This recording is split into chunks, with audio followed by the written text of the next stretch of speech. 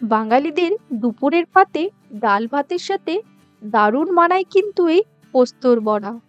মুচমুচে পোস্তর বড়া পাতে পড়লে পেটের সাথে সাথে মনও ভরে যায়। নমস্কার বন্ধুরা, আমি সোনালি। আপনাদের আরও একবার স্বাগত জানাই জাস্ট রান্না বাই সোনালির পক্ষ থেকে। আর আজকে আমি আপনাদের সাথে শেয়ার করতে চলেছি বাঙালির অতি প্রিয় পোস্তর বড়ার রেসিপি। এই পোস্তর বড়া কিন্তু অনেকে অনেক রকমভাবে বানিয়ে থাকেন, তবে আজ আমি আপনাদের সাথে যে রেসিপিটি শেয়ার করব সেইভাবে যদি পোস্তর বড়া বানানো যায় তাহলে সেটি হবে খুবই মুচমুচে এবং তার স্বাদ হবে খুবই সুস্বাদু। তাহলে চলুন আর দেরি না করে ঝটফট করে দেখে নিন এই রেসিপিটি।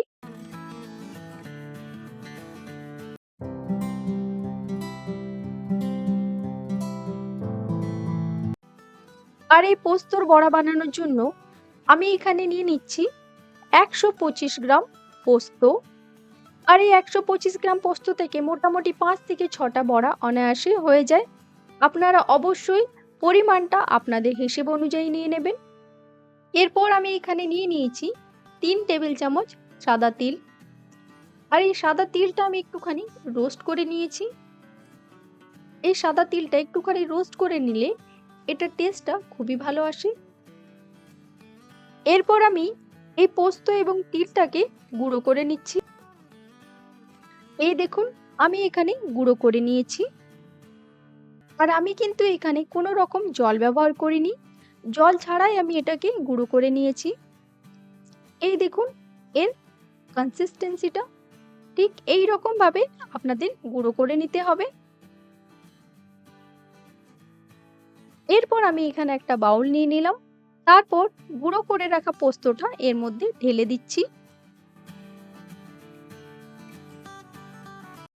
এরপর এর মধ্যে দিয়ে দিচ্ছি পেঁয়াজ কুচি। এখানে আমি একটা মিডিয়াম সাইজের পেঁয়াজকে ছোট করে কেটে নিয়েছি। তার সাথে এখানে দিয়ে দিচ্ছি কাঁচা লঙ্কা কুচি। এখানে আমি 3টে কাঁচা লঙ্কা ব্যবহার করেছি। ঝালটা অবশ্যই আপনারা আপনাদের হিসেব অনুযায়ী নিয়ে নেবেন। তার সাথে আমি এখানে টুকরো আদা নিয়ে এভাবে গ্রেটারের সাহায্যে একটুখানি গ্রেট করে নিচ্ছি। তার সাথে এখানে দিয়ে দিলাম স্বাদ মতো নুন, অল্প একটুখানি হলুদ গুঁড়ো। এখানে আমি আবারও একটুখানি নুন দিয়ে দিচ্ছি। এরপর অল্প একটুখানি এর মধ্যে দিয়ে দিচ্ছি জল। এরপর সমস্তটাকে আমি ভালো করে হাত দিয়ে মেখে নিচ্ছি। আপনারা চাইলে স্পুনও ব্যবহার করতে পারেন।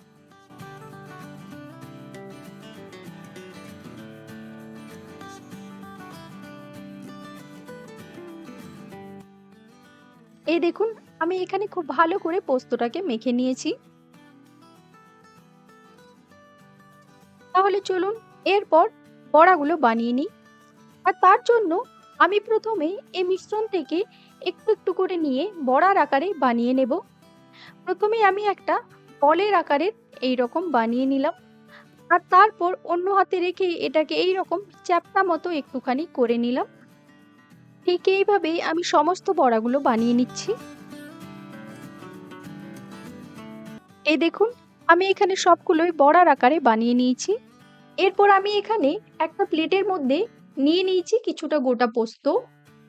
এরপর এই যে বড়াগুলো বানিয়ে রেখেছি সেইগুলো এই গোটা পোস্তর মধ্যে এইভাবে কোট করে দিচ্ছি। ঠিক এইভাবে চেপে চেপে বড়ার গায়ে ভালোভাবে লাগিয়ে দিচ্ছি। এতে বড়াগুলো দেখতেও যেমন ভালো লাগে তেমন কিন্তু খেতেও খুবই মুচমুচে লাগে। ঠিক একই প্রসেস ফলো করে আমি সমস্ত বড়াগুলো এইভাবে বানিয়ে নিচ্ছি।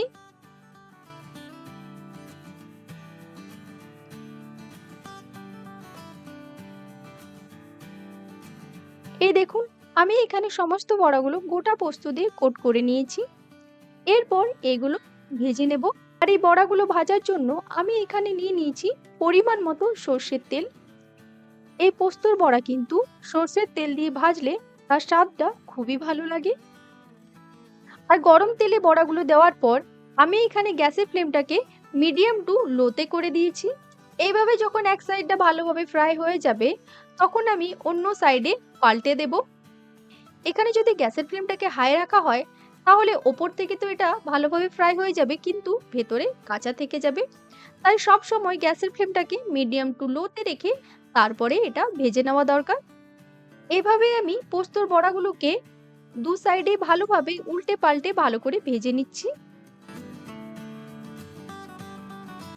এই দেখুন, আমার এখানে দু সাইডে ভালোভাবে ফ্রাই হয়ে গেছে। এরপর আমি পোস্তর বড়াগুলো একে একে তুলে নিচ্ছি। এই দেখুন, আমার এখানে পোস্তর বড়া তৈরি হয়ে গেল।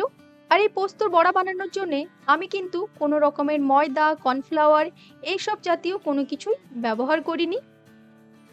তা সত্ত্বেও কিন্তু এই বড়াগুলোর বাইন্ডিংটা খুবই ভালো হয়েছে, কোথাও ভেঙে যায়নি।